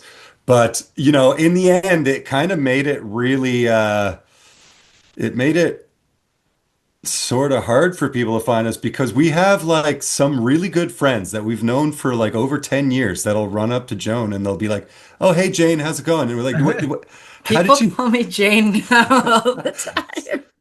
They like forget that Joan is a name. I don't know. It's everything's getting mushed together in everybody's brains, but But I mean, it would have been awesome to like we did play some shows where I was fully in drag and it was fun. It was mostly kind of like a protest because we were playing a gig where there was some like anti-trans kind of bullshit being flown around Oh. the people that were responsible for the thing. Mm. And instead of like canceling the whole thing in protest, You we've decided to protest and protest. yeah, yeah. which was like beautiful because it was an all ages thing as well. So there were some kids there, and then like the little boy would go up to Tom and be like, "You're wearing a dress," and then like the one grown man would be like, "Well, he's just joking," and then the other guy would be like, "No, like if he wants to wear a dress, he can just wear a dress. Yeah. That's fine. There's nothing Yeah. wrong with that." There was a few people that looked at me funny or said something funny, and I was just like very proudly wearing my dress. Yeah, yeah. And it would be, I think it would be awesome if we had the gusto to do that every time. But goddamn, when you're on the road, especially, it's just like it could be, we're still carrying those amps in. What am I gonna get my dress on? Tom Yeah. needs a personal stylist. Yeah. Needs to bring all his Or go costumes. digital. It's in a backpack. Right, right. I Right. guess Tom needs to go digital so we can get him So some he can nice wear ball dresses. gowns. Yes, But you're yeah, a wardrobe consultant. Yeah. yeah. But it's also the name also works in terms of like Tom and I are the core of the band, and we do have a loose rhythm section, a loose tight rhythm section of like regulars, but part of the mission of when we started this was as well as being like as long as we can do it, like we can find You awesome can players to you can play with find the us. people to back you up. Yeah. So Yeah, it's yeah. that I was would Like one of imagine having drummers and bass players are lining up, like they would like to play with you guys. oh yeah, like we have and we're blessed to have lots of amazing friends who are insane players. And but yeah, like we get to play with so many amazing people. And And then but do you guys tell them what to do, or do they get to come up with their own drum parts and bass lines, or what? mm, Like a little bit of both. Like a lot of our demos are quite fully formed, except for the parts that aren't. Um, and that's usually the moment where we can kind of the moments where we could kind of give some freedom. But at the same time, like Joan was saying, the guys and ladies that we get involved with the music that we play are pretty damn awesome. So when they have an idea, uh, they'll either voice it or just do it, and then kind of everybody turns their head and goes, "What the hell was that?" yeah, you're like, yes. So um, yeah, there is a good understanding that it is very much our either rhythms or licks or groove or vibe that we want to put on there. And they're able to work within that. And I think the next round for us in terms of creating is going to be like maybe having some live shows before we put them in the studio. Hmm. Um, because in the past we record before we end up playing them live, and then afterwards, it's like, God damn it, why is the BPM so low on the recording? We We could always have end done up, this. We could have done that. Yeah. Yeah, yeah, which I don't think will ever go away. But yeah, as you guys, I'm sure know, yeah.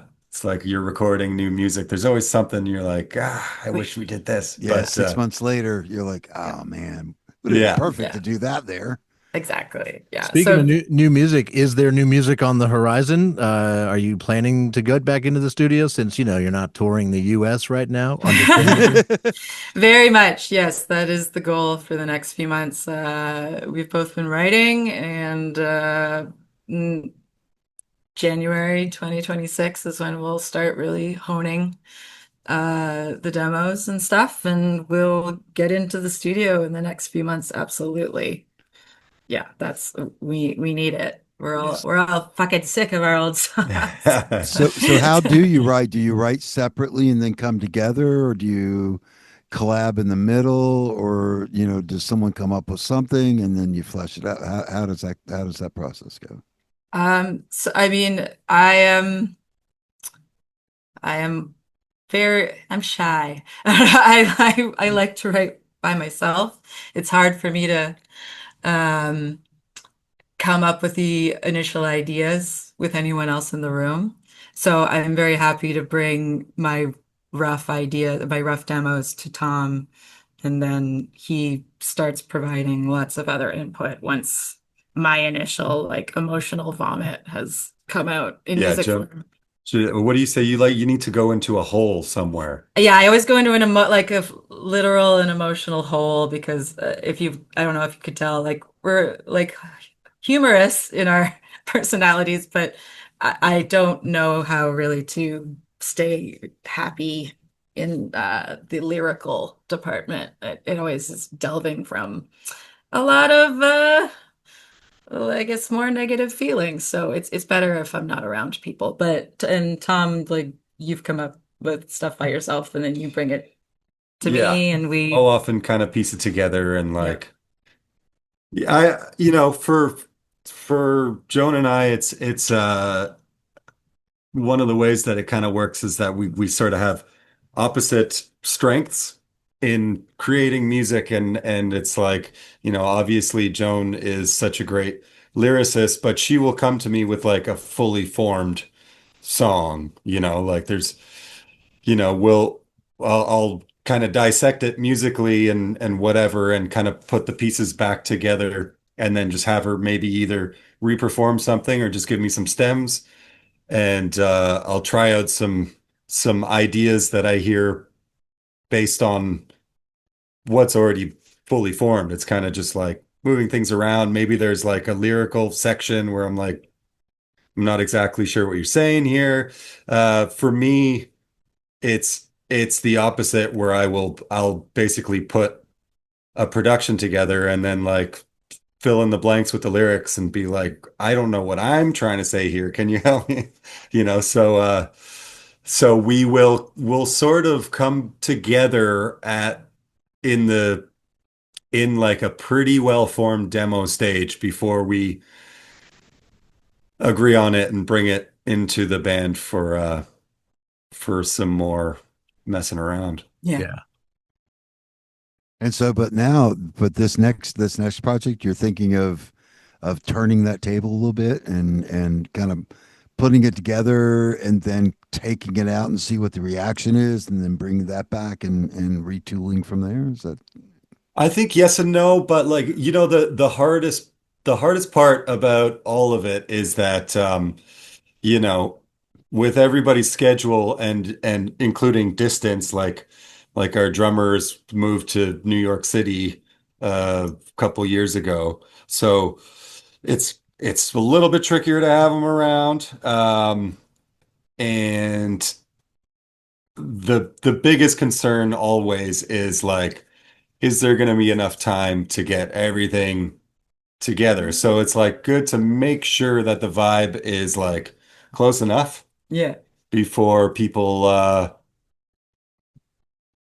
before we start kind of bringing it to life,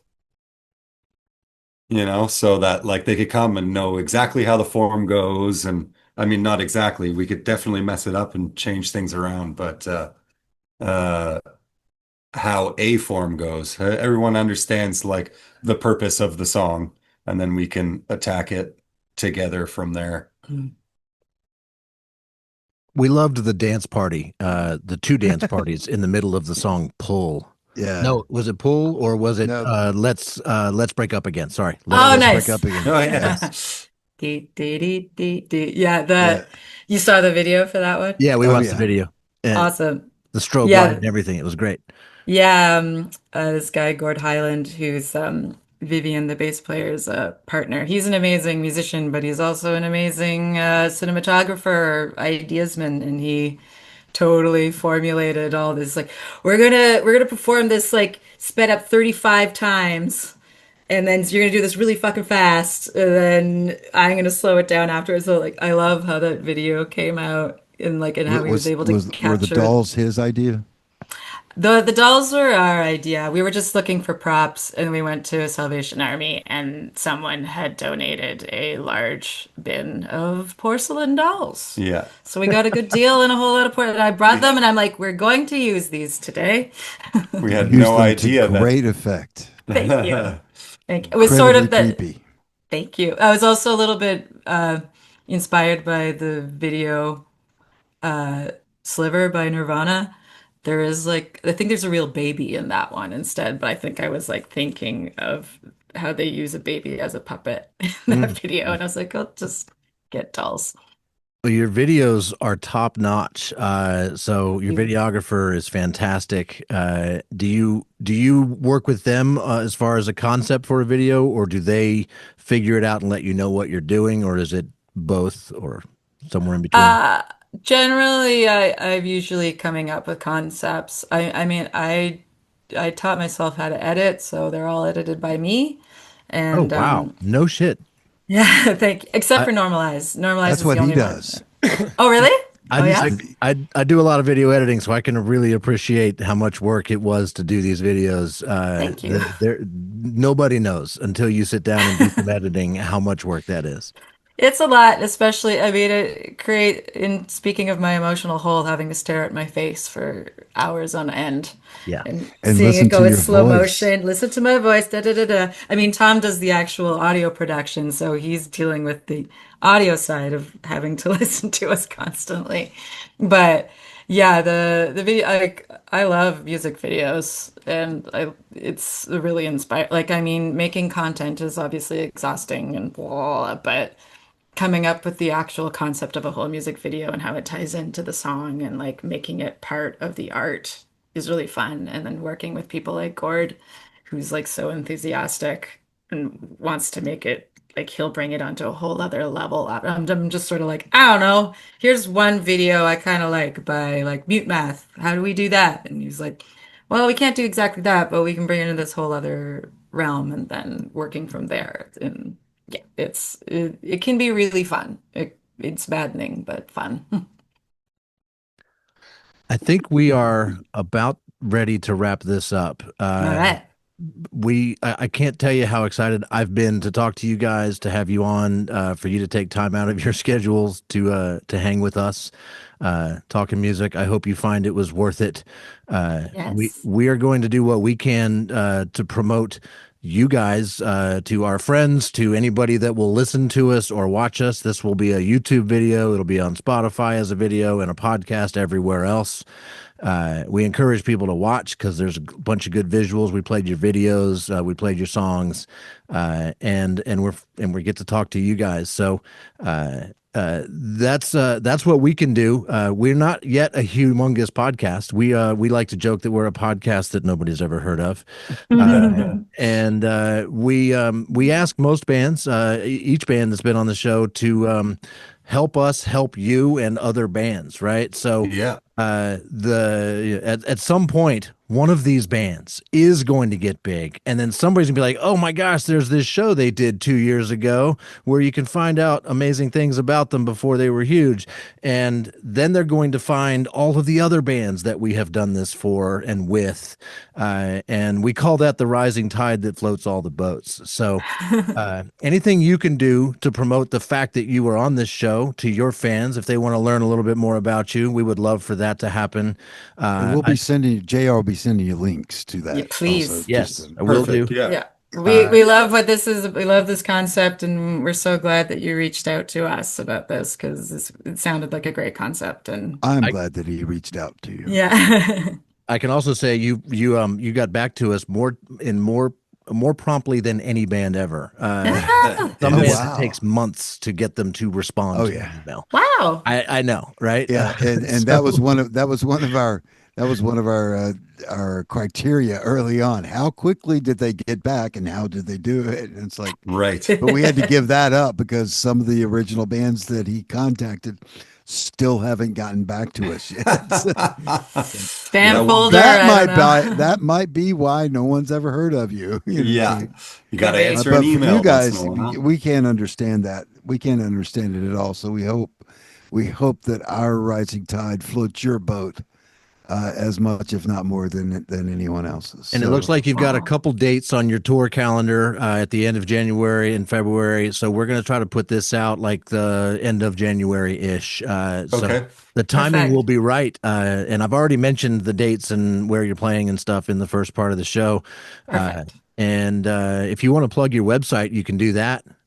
Yeah, as thejonesmith.com because Joan Smith was taken. She's a real estate agent in Canada, Ontario. So go to thejonesmith.com. thejonesmith.com. Yes. But yeah, thank you so much, guys. It was a true pleasure. We really Yeah, it's a treat appreciate talking y'all with you coming guys. and hanging with us. Are there any questions that you think we should have asked you that we completely boned on? It all seemed very, it seems like you guys checked out quite a bit of it, or Adam did at least, and then you caught up real quick there, Gary. Yeah, I'm That's just my now job. realizing that we didn't do introductions at Oh, the that's beginning right. of this. By the way, I'm JR. Adam is my JR. real name. I go by JR. That's Gary. I'm Gary. And I think I know how to pronounce your last name, Tom, but I'd love to hear you say it to make sure to see if I was even close. All right, it's Juhas. I did say it right. You said it right. Nailed it. I'm here to testify. I So guess that's the the one. first one this year. So Nice. What was that, Joan? Just the one question you might not have asked is if you heard weird noises going on behind us, and that was our dog. I saw Whining. you. I figured your right arm was either rubbing your knee or petting a dog. I couldn't tell which it was. Yeah. She was upset that she was not a part of the conversation. So apologies if there's some weird noises going on. She does that while Zoom- we're noise- practicing new songs and whatnot too. She'll just like get pretty fed up and just stick her tongue on the strings to make us stop playing. It's Wow. pretty awesome. Wow. Yeah. She's like, no more of this. A Time to proactive give me dog. things. Yes. Yeah. Yes. Zoom's noise cancellation completely removed your dog. So I never heard it at all. Okay. Wonderful. Yeah. She'll be sad, but that's All okay. right. Tom, Joan, thank you so much for being on our little thank y'all show. so much. And Okay, let us thanks, know Gary. if you get a chance to come down toward Virginia We in the will. next few years. Because Right we'd on. Gotta stay in love- touch love to for come sure. see. Right on. In 2030, probably, maybe. Let's hope for a miracle. Let's hope Yes, it's in 2027. Yeah. I'm sure we'll miss it a lot sooner. So Yeah. we'll see you guys soon. Yeah. Please know that there are welcoming fans that have want nothing to do with what our current We know. administration. We know. And we will welcome you with open arms. And Absolutely. we would love to have you. Love it. Thank you so much. All right. Hey, good night, guys. Now that was a fantastic interview, fantastic episode. But as you know, this episode of Bands You've Never Heard Of is a production of Range Hand Records. That's at www.ranchhandrecords.com. Band You've Never Heard Of is hosted by Gary Hawthorne and me, J.R. Stoffel. Bino is written by JR and reacted to by me, Gary. When we feature these bands and we play their songs on this show, if you know anything about how YouTube and Spotify works, there's, you got to have the rights to do that, the licensing. And we ask these bands for permission to play their songs in their entirety, so we don't just get limited to a fair use clip of like 10 seconds of audio. We think you want to hear the whole song, so we ask the bands if we can do that, and they tell us yes, and then we play their songs. And if you want to check them out, go to The Joan Smith, that's TheJoansmith.com. Links will be in the show notes. They're .com, even though they're in Canada, and they could be a .co. Check out the official Bands You've Never Heard Of, the complete playlist. As this episode drops, I will be adding all of the music of Joan Smith and the Jane Does, which, by the way, that is hard to do, to not say Jane Smith and the Joan Does. It's hard to do. So I feel her pain on that. But I'm adding all of their songs to the official playlist. They'll be right at the top. So when you go hit play there, you can hear their stuff along with every other song featuring by every other group that we have featured on this show. It is an amazing playlist. It's worth subscribing to and sharing with your friends. Yeah, and if you are just listening to this and are not enjoying us in our pure high fidelity video, please go to youtube.com/@BynhoPod, that's BYNHOPOD, and check out the video. If you have any questions for us, anything you want us to think about, talk about, bands you think we should feature on the show, we do have an email address, and it's exactly what you might expect it to be. bynhopod@gmail.com, BYNHOPOD@gmail.com. And all of that, plus merch, you can find out about every band that we've done. Not the bands coming up, but every band that we have done, because I get to do the website. And that's at bynhopod.com. That's BYNHOPOD.com. This was a fun episode, Gary. Yes, it was. I can't wait for the next one. Thank you so much for listening. If you're still here and listening, you are a wiener. A wiener. A wiener. That's what my driving instructor used to say when I was in high school learning how to drive. Walter was his name. He was Peruvian. He liked soccer and eating rice and beans. Oh, you are a wiener. Yeah, so he would, and I was a pretty good driver. So he's like, you're a good driver. That driver there, he cut you off, he's a loser. He's a loser. He's a loser. You're a wiener. You're a wiener. And Joan Smith and the Jane Does, they are wieners. They are wieners. And all of you out there still listening to this drivel are wieners too. Yeah. Have a great rest of your week. Happy New Year. And we'll see y'all soon. Peace out, everybody.